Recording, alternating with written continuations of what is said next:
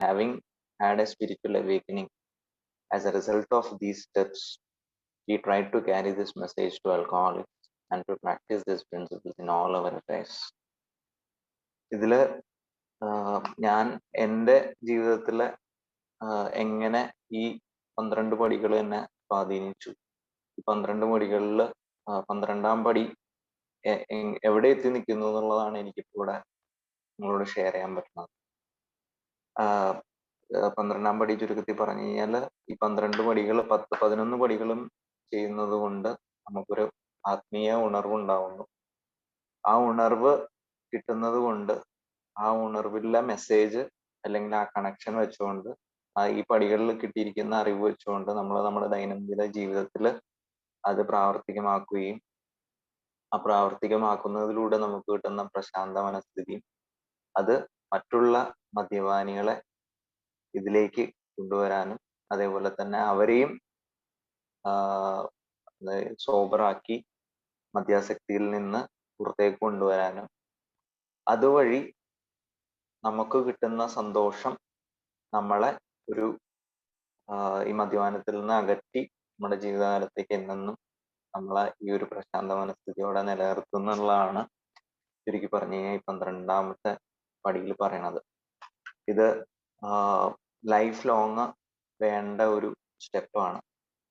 ഇതൊരു way of ലൈഫാണ് ഈ ഒരു 12ാമത്തെ സ്റ്റെപ്പ് എന്ന് പറഞ്ഞാൽ. അപ്പോ ഇതിനെ കുറിച്ച് പറയുമ്പോൾ നമുക്ക് ആത്മീയത അല്ലെങ്കിൽ ഈ ബോധം ഉണ്ടായി എന്ന് പറയുന്നത് എനിക്ക് അപ്പൊ ആദ്യം ബോധം ഇല്ലാതെ എങ്ങനെയായിരുന്നു എന്നുള്ളത് പറയുമ്പോൾ കൃത്യമായിട്ട് എനിക്കത് രണ്ടിനെയും കൂടെ കമ്പാരറ്റീവ് അനാലിസിസ് എന്നുള്ള രീതിയിൽ അതിനെ കാണിക്കാൻ പറ്റും. മദ്യപിക്കുന്ന സമയത്ത് എല്ലാരെയും പോലെയും കടുത്ത മാനസിക സംഘർഷത്തിലൂടെയാണ് 10-20 കൊല്ലം കടന്നുപോയിക്കൊണ്ടിരുന്നത്. അതില് അൺമാനേജബിലിറ്റി എന്ന് പറയുന്ന പോലെ തന്നെ നമുക്ക് ഒന്നിനെയും നേർവഴിക്ക് കൊണ്ടുപോകാൻ പറ്റുന്നുണ്ടായിരുന്നില്ല. അതിലൂടെ ഉണ്ടായിരുന്ന ഫ്രസ്ട്രേഷൻ, ദേഷ്യം, അതേപോലെ തന്നെ സെൽഫിഷ്നെസ്, സെൽഫ് സെന്റേർഡ്നെസ്, അപ്പോൾ ഫിനാൻഷ്യൽ അൺമാനേജബിലിറ്റി, ഫാമിലിയിൽ ഉണ്ടായിരുന്ന പ്രശ്നങ്ങൾ, എംപ്ലോയർ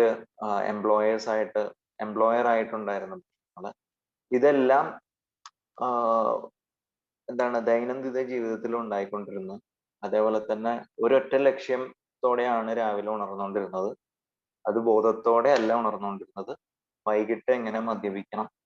കാരണം ജോലി എന്നുള്ളത് ഒരു ചോയ്സ് ഉണ്ടായിരുന്നെങ്കിൽ ജോലിക്കും പോവാതിരുന്നു മദ്യപിച്ചേനെ. പക്ഷെ അത് വേറെ ചോയ്സ് ഇല്ല. ജോലിക്ക് പോയാലേ പറ്റുള്ളൂ എന്നുള്ള ഒരു അവസ്ഥ ഉള്ളതുകൊണ്ട് കാലത്ത് എങ്ങനെയായാലും വലിച്ചഴച്ച് ഭക്ഷണം കഴിക്കാൻ പറ്റുന്നുണ്ടാവില്ല. തലേദിവസം കഴിച്ചതിന്റെ ഹാങ് ഓവർ വെച്ചിട്ട് ഒരു ഇഡ്ഡലിയും ഒരു ചായയും കുടിച്ചിട്ടാണ്, കാരണം അല്ലെങ്കിൽ വയറ് കത്തും, ജോലിക്ക് പോയിക്കൊണ്ടിരുന്നത്. കാരണം അത് പോവാതിരിക്കാൻ പറ്റില്ല. പിന്നെ ജോലിയിൽ ഇരിക്കുമ്പോഴെല്ലാം ഉള്ള ചിന്ത ഈ ഒബ്സഷനാണ്. ഒബ്സഷൻ എന്ന് വെച്ചാൽ വൈകിട്ട് എവിടെ, ഏത് ബ്രാൻഡ്, എങ്ങനെ, കൂടെ എന്ത് കഴിക്കും, എത്ര നേരം മദ്യപിക്കും, ഈ ഒരു ചിന്തകൾ മാത്രം ഉണ്ടായിരുന്നു കഴിഞ്ഞ കൊല്ലം. അപ്പൊ ഈ പറയുന്ന ഫ്രസ്ട്രേഷൻസും ഇറിറ്റേഷൻസും കുമിഞ്ഞ് കൂടിയാണ് മദ്യപാനി എന്ന ഞാൻ എയിലേക്ക് വരുന്നത്. അപ്പോ എയില് വരുമ്പോ എനിക്ക് ഈ ആത്മീയ ബോധം എന്ന് ഇപ്പൊ പറയുന്ന എന്താണോ ആ ഒരു സുഖം കിട്ടിയത് കൊണ്ട് എനിക്ക് മനസ്സിലാവുന്നുണ്ട് പഴയ ഞാനും പുതിയ ഞാനും തമ്മിലുള്ള വ്യത്യാസം എന്താണെന്നുള്ളത്. ഇത് എന്താ പറയണേ, ഈ 10-11 പടികൾ ചെയ്ത് കഴിയുമ്പോൾ നമുക്ക് കിട്ടുന്ന പ്രശാന്ത മനസ്ഥിതിയിൽ നമുക്ക് ഈ ഒരു സ്പിരിച്വൽ അവേക്കനിങ് ഉണ്ടാവുകയും ഇത് എൻ്റെ കയ്യിൽ ഇതുണ്ടെങ്കിലാണ് അത് എനിക്ക് ബാക്കിയുള്ളവർക്ക് കൊടുക്കാൻ പറ്റുന്നത്. തീർച്ചയായിട്ടും അത് കൊടുക്കും തോറും കൂടിക്കൊണ്ട് ഇരിക്കുന്ന ഒരു സാധനമാണത്. സാധാരണ എന്ത് മെറ്റീരിയലും നമ്മൾ കൊടുക്കും തോറും കുറഞ്ഞു വരുവാണ് ചെയ്യുന്നത്. പക്ഷെ ഇത് നമ്മൾ കൊടുക്കും തോറും നമ്മുടെ സന്തോഷം കൂടി വരുവാണ്. മറ്റൊരു മദ്യപാനി മദ്യത്തിൽ നിന്ന് മാറുമ്പോൾ അത് കാണുമ്പോൾ നമുക്ക് കിട്ടുന്ന സന്തോഷവും അത് മൂലം അവരുടെ കുടുംബത്തിനും അവരുടെ ജോലി സംബന്ധമായ കാര്യങ്ങളിൽ അവർ കാണിക്കുന്ന ശുഷ്കാന്തി എല്ലാം നമ്മൾ അറിയുമ്പോഴും കാണുമ്പോഴും നമുക്ക് കിട്ടുന്ന സന്തോഷം നമ്മൾ ഈ ആത്മീയതയെ എൻലാർജ് ചെയ്തുകൊണ്ടിരിക്കും, അതിനെ വികസിപ്പിച്ചുകൊണ്ടിരിക്കും. ഞാൻ ഈ ഒരു 12 പടികൾ ചെയ്ത് കഴിഞ്ഞപ്പോൾ ഈ ദൈവമായിട്ടുള്ള കണക്ഷൻ അല്ലെങ്കിൽ ആ ഒരു കോണ്ടാക്ട് എന്താണെന്നുള്ളത് എനിക്കിപ്പോ എന്താണ് അതൊരു ഫീലിംഗ് ആണ് ശരിക്കും. ഞാൻ മനസ്സിലാക്കിയത് ഒത്തിരി തിയറികള് സ്റ്റെപ്സും കാര്യങ്ങളും എല്ലാം ഉണ്ടെങ്കിലും ബേസിക്കലി ഇത് നമുക്ക് ഒരു ഫീലിംഗ് ആയിട്ടാണ് ഈ എല്ലാ കാര്യങ്ങളും ഞാൻ മനസ്സിലാക്കിയെടുത്തിരിക്കുന്നത്. ആദ്യത്തെ ഈ പറയുന്ന പോലെ നമ്മൾ ദൈവമായിട്ടുള്ള കണക്ഷൻ എന്ന് പറയുന്നത് തന്നെ എനിക്ക് ഈ തേർഡ് സ്റ്റെപ്പില് ഞാൻ ഈ മെഡിറ്റേഷനും ധ്യാനവും ഒക്കെ ഒരുമാതിരി ഇതിൽ വരുന്നതിന് മുമ്പ് തന്നെ ചെയ്തു വന്നോണ്ടിരുന്നതാണ്. പക്ഷെ അപ്പോഴും എനിക്ക് ദൈവം എന്നുള്ളത് ഒരു എന്താ പറയണ അതിനെ മനസ്സിലായിട്ടുണ്ടായിരുന്നില്ല ഇതുവരെ. മനസ്സിലാക്കുക എന്ന് പറഞ്ഞാൽ മൈൻഡ് വെച്ചിട്ട് മനസ്സിലാക്കുന്നതല്ല, അതല്ലാതെ ആ ഒരു ശരിക്കുള്ള ഫീൽ എന്താണെന്നുള്ളത് കിട്ടിയിട്ടുണ്ടായിരുന്നില്ല.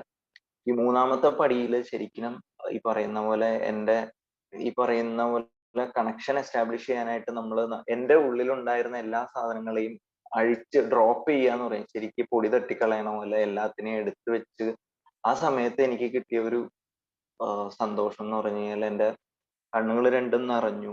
എന്റെ കണ്ണീന്ന് മറ്റേ കണ്ണീര് സന്തോഷം കൊണ്ട് അല്ലെങ്കിൽ ആ ഒരു സുഖം കൊണ്ടിട്ടാണ്, സന്തോഷത്തിലുപരി അതൊരു സുഖമായിരുന്നു. അത് ഉള്ളിൽ നിന്ന് വന്നതാണെന്ന് എനിക്ക് മനസ്സിലായത്. Tears was falling on my cheeks like അത് എനിക്ക് കൺട്രോൾ ചെയ്യാൻ പറ്റുന്നുണ്ടായിരുന്നില്ല ആ സന്തോഷം. അപ്പോ ആ ഒരു സുഖം എനിക്ക് ഇപ്പോഴും ഞാൻ ആ ഒരു നിമിഷം ആലോചിക്കുമ്പോൾ എനിക്ക് കിട്ടുന്നുണ്ട്. അപ്പോ ഇത് കഴിഞ്ഞ് എന്താണ് ആദ്യമായിട്ട് ഞാൻ മനസ്സിലാക്കിയത് ഞാനൊരു മദ്യപാനിയാണ്. ഞാൻ അതില് തീർത്തും എനിക്ക് അതിൽ ശക്തിയില്ല എന്നുള്ള ഒരു മനസ്സിലാക്കൽ അത് ചെറുതല്ല. അത് പവർലെസ്നെസ് എന്നുള്ള വാക്ക് വളരെ ചെറുതായിട്ടാണ് നമ്മൾ പറയുമ്പോൾ പുതിയൊരു എയിലേക്ക് വരുന്ന ഒരു മെമ്പർക്ക് വളരെ നിസ്സാരമായിട്ടാ തോന്നുന്നത്. പക്ഷെ അത് ശരിക്കും ആ വാക്ക് ഉൾക്കൊണ്ടാലാണ് എന്നും എയിൽ നിൽക്കാനുള്ള ഒരു പ്രചോദനം, ആ ഡിസയർ നമ്മളിൽ എനിക്കുണ്ടായിട്ടുള്ളൂ. അത് എല്ലാവർക്കും അങ്ങനെ തന്നെ ഉണ്ടാവത്തുള്ളൂ. അപ്പൊ ഡിസയർ ടു സ്റ്റോപ്പ് ഡ്രിങ്കിങ് വരണമെങ്കിൽ നമ്മൾ പവർലെസ് ആണ്. നമ്മൾ പല പരീക്ഷണങ്ങളും നടത്തിയിട്ട് നമ്മൾ തോറ്റ് നമ്മുടെ മുട്ടുമടക്കി ഇരിക്കുന്ന ആ ഒരു അവസ്ഥ വരുമ്പോഴാണ് ശരിക്കും എന്നെ കൊണ്ട് ഇത് കഴിയില്ല എന്ന് പറഞ്ഞിട്ട് അത് മുകളിലേക്ക് ഹാൻഡ് ഓവർ ചെയ്യാണ്, ദൈവത്തിലേക്ക് കൊടുക്കുമ്പോഴാണ് ശരിക്കും ഇത് എന്ന് പറയുന്ന പ്രോഗ്രാം വർക്ക് ചെയ്യുന്നതായിട്ടാണ് എനിക്ക് മനസ്സിലായിരിക്കുന്നത്. രണ്ടാമത് അല്ല മൂന്നാമത്തെ പടിയിൽ കാണുന്ന ഈ കണക്ഷൻ വന്നു കഴിയുമ്പോൾ പിന്നെ നമുക്ക് ഫോർത്ത് സ്റ്റെപ്പില് അത് പേടിപ്പിക്കുന്ന ഒരു സ്റ്റെപ്പാണ്. കാരണം നമ്മൾ ഇത്രയും കാലം ചെയ്തുകൊണ്ടിരുന്ന കാര്യങ്ങളും എല്ലാം നമ്മൾ ഒരു ബുക്കിലേക്ക് എഴുതുമ്പോൾ ആദ്യം ഒന്നും ഇത് തീരെ കിട്ടിയിട്ടുണ്ടായിരുന്നില്ല എന്താണെന്നുള്ളത്. പിന്നെ പിന്നെ ഇത് വാക്കുകളും നിമിഷങ്ങളും എല്ലാം ഒരു സിനിമ പോലെ ഇങ്ങനെ ഒഴുകി ഒഴുകി വരിക ബുക്കിലേക്ക് എഴുതി കൊണ്ടുവരുമ്പോൾ ഓരോന്ന് എവിടെയൊക്കെയാണ് പ്രശ്നങ്ങൾ പറ്റിയത്, എന്തൊക്കെ തെറ്റുകളാണ് ചെയ്തത്, അല്ലെങ്കിൽ എന്തൊക്കെ തെറ്റുകളായിരുന്നു എന്താണ് തിരുത്താൻ പറ്റാവുന്നതെന്നുള്ള അങ്ങനെ ഒരു ബോധങ്ങൾ, ആരെയൊക്കെ വേദനിപ്പിച്ചു എന്ന് പറയുമ്പോൾ അതൊരു നല്ല രീതിയിലുണ്ടായിരുന്നു. എന്റെ സ്പോൺസറുടെ കൂടെ ഞാൻ ഇതെല്ലായിരുന്നു പങ്കുവച്ചു. ഓരോ സ്റ്റെപ്പിലും എന്റെ ഭാഗത്തുള്ള പ്രശ്നം എന്താണെന്ന് മാത്രമാണ് എന്റെ സ്പോൺസർ എന്നോട് നോക്കാൻ പറഞ്ഞത്. പലപ്പോഴും തുടങ്ങുമ്പോ എപ്പോഴും എന്റെ എന്റെ നാവിൽ ആദ്യം വന്നിരുന്നത് അയാൾ അങ്ങനെ ചെയ്തത് കൊണ്ട് ഞാൻ ഇങ്ങനെ ചെയ്തു എന്നുള്ളതാണ്. പക്ഷെ എന്റെ സ്പോൺസർ പറഞ്ഞത് അത് അയാളെ നമുക്ക് ഒരിക്കലും ശരിയാക്കാൻ പറ്റത്തില്ല, നേരാക്കാൻ പറ്റത്തില്ല. മനോജിന്റെ ഭാഗം എന്തായിരുന്നു അവിടെ ശരിയാക്കാൻ പറ്റിയിരുന്നത്. അങ്ങനെ ഓരോ ആൾക്കാരുടെ അടുത്തും ഞാൻ ചെയ്ത പ്രശ്നങ്ങൾ അല്ലെങ്കിൽ എനിക്കുണ്ടായ അഭിപ്രായ വ്യത്യാസങ്ങളും വേദനിപ്പിച്ചത് ഓരോന്നായിട്ട് എടുക്കുമ്പോൾ എനിക്ക് മനസ്സിലായത് ഞാൻ സെൽഫിഷ് ആയിരുന്നു വെച്ചാൽ എന്റെ കാര്യങ്ങൾ നേടാൻ വേണ്ടി ഞാൻ പലരെയും ഉപയോഗിച്ചിട്ടുണ്ടായിരുന്നു. മദ്യപിക്കാൻ വേണ്ടിയിട്ട് എന്റെ കുടുംബാംഗങ്ങൾക്ക് ഞാൻ ചെയ്തു കൊടുക്കേണ്ടിരുന്ന പല കാര്യങ്ങളും ഉത്തരവാദിത്തങ്ങളും ഞാൻ ഒഴിഞ്ഞു മാറിയിരുന്നു.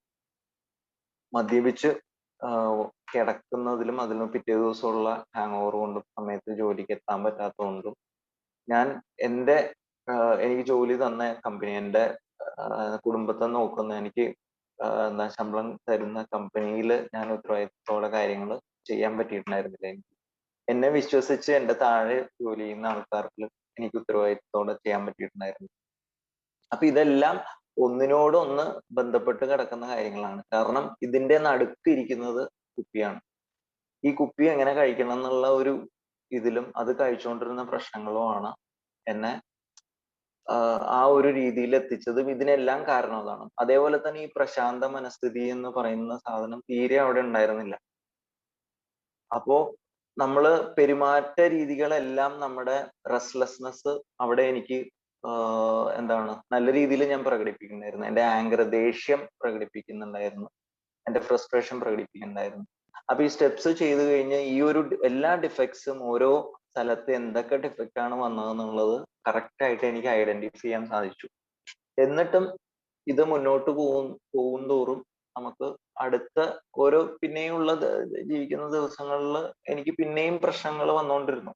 എന്താ ഇതെല്ലാം മാറി എന്നുള്ളതല്ല, നമ്മൾ ഐഡന്റിഫൈ ചെയ്യാൻ പറ്റുന്നുണ്ട്, പിന്നെയും പ്രശ്നങ്ങൾ വരുന്നുണ്ട്.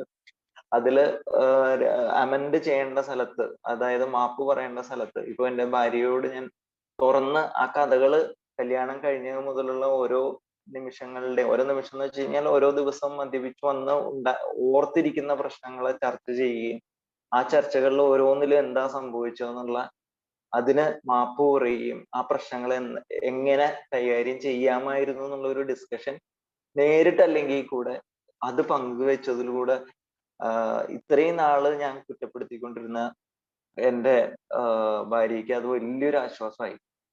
അപ്പോ അത്രയും നാള് ഞാൻ എല്ലാത്തിനും പിൻ പോയിന്റ് കൊണ്ടിരുന്നത് നീ കാരണമാണ് അത് സംഭവിച്ചുകൊണ്ടിരുന്നത്, അന്ന് നീ അങ്ങനെ ചെയ്തുകൊണ്ടാണ്. അപ്പൊ എല്ലാം അവിടെയാണ് ഞാൻ വിരലി കൂടിക്കൊണ്ടിരുന്നത്.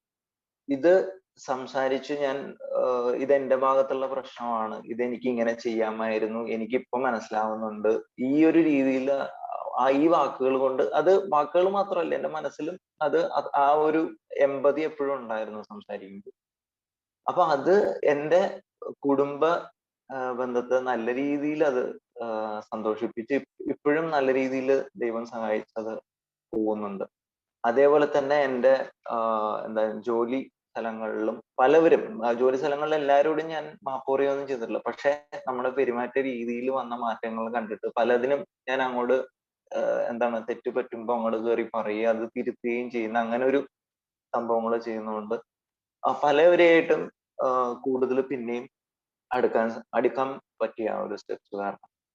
പിന്നെ ഇത് എന്റെ ദൈനംദിന ജീവിതത്തിൽ ഈ പറയുന്ന പോലെ രാവിലെ എല്ലാ ദിവസവും രാവിലെ എണീക്കുമ്പോൾ ഇത്രയും നാള് ഞാൻ എന്റെ ജീവിതത്തിനെ കണ്ടുകൊണ്ടിരുന്നത് എനിക്ക് കിട്ടിയതെല്ലാം വാസ് ടേക്ക്, അതിന്റെ മലയാളത്തിൽ ഇങ്ങനെ I was taken four granted.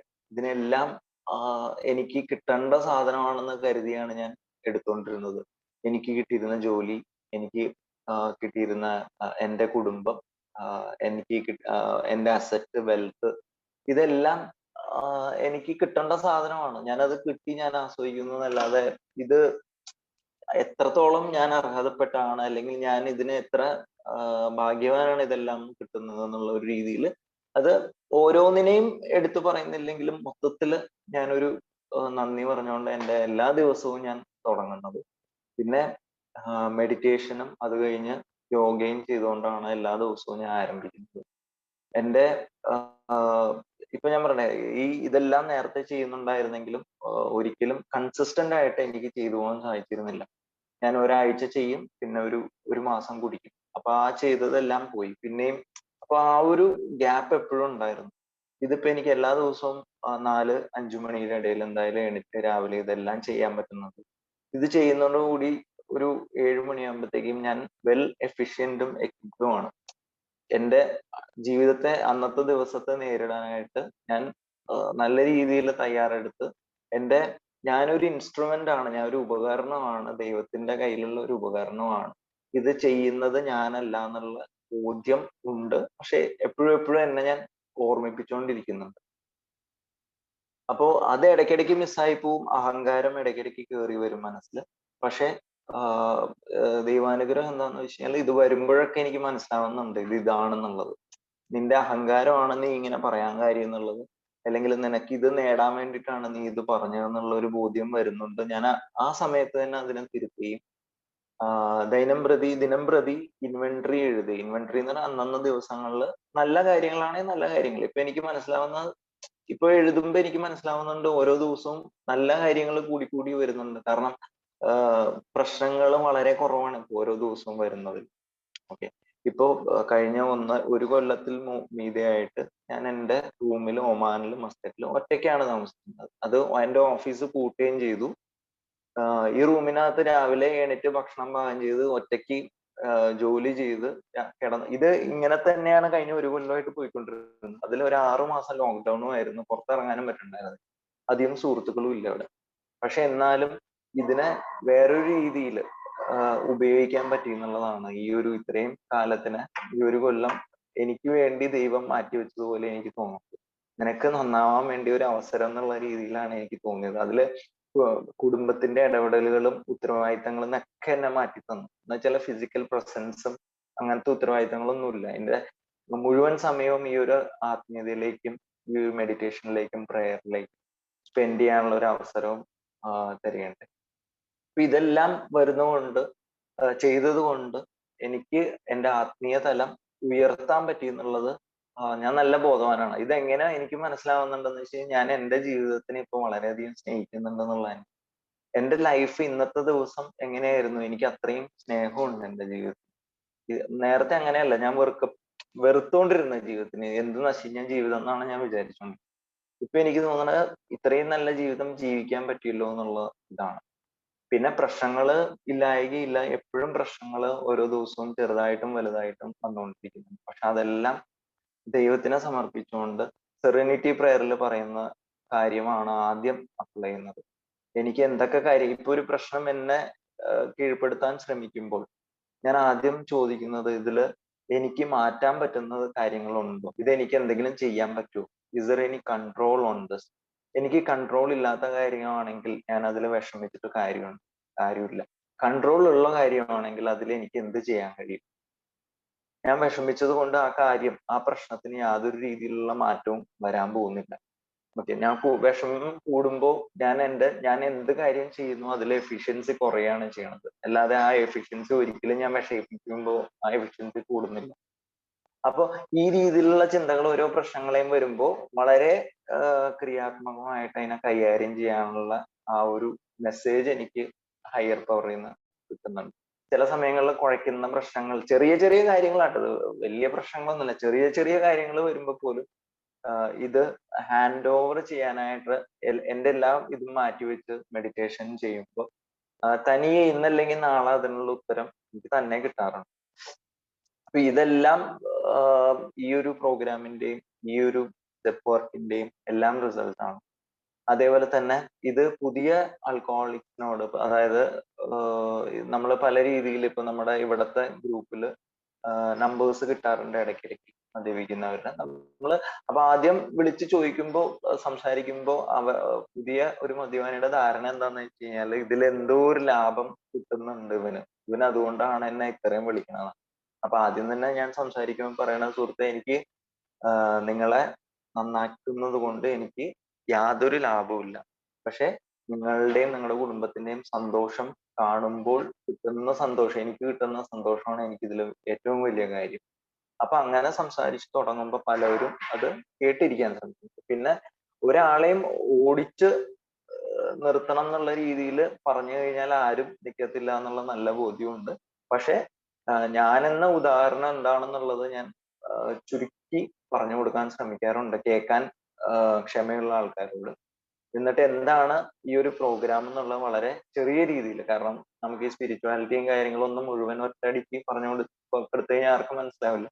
അപ്പൊ അങ്ങനെ പറഞ്ഞു കൊടുക്കുമ്പോഴും ചിലവര് പ്രോഗ്രാമിൽ സ്റ്റിക്ക് ചെയ്യാറുണ്ട്, ചിലവര് പോവും. പക്ഷെ എന്നാലും വീണ് എന്തായാലും ഒരു ദിവസം ഒരു പ്രാവശ്യം എനെ കുറിച്ച് കേട്ട് കഴിഞ്ഞാൽ അറിഞ്ഞു കഴിഞ്ഞാലും ഏതെങ്കിലും ഒരു സമയത്ത് ഈ റോക്ക് ബോട്ടം എന്ന് പറഞ്ഞൊരു സ്ഥലം എത്തിക്കഴിഞ്ഞാൽ തീർച്ചയായിട്ടും മനസ്സിൽ ആദ്യം വരുന്നത് തന്നെ ആയിരിക്കും എന്നുള്ള ഒരു വിശ്വാസത്തോടുകൂടി ഈ ഒരു മെസ്സേജ് സ്പ്രെഡ് ചെയ്യാൻ ശ്രമിക്കാറുണ്ട്.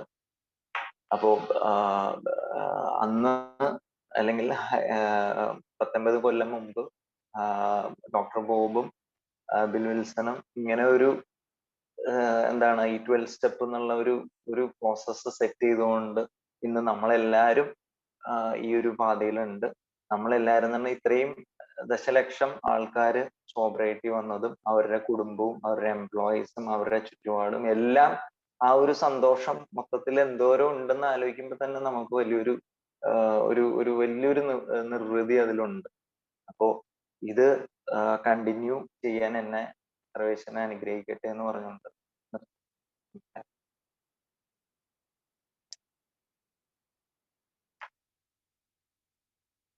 Thank you very much. അടുത്തായിട്ട്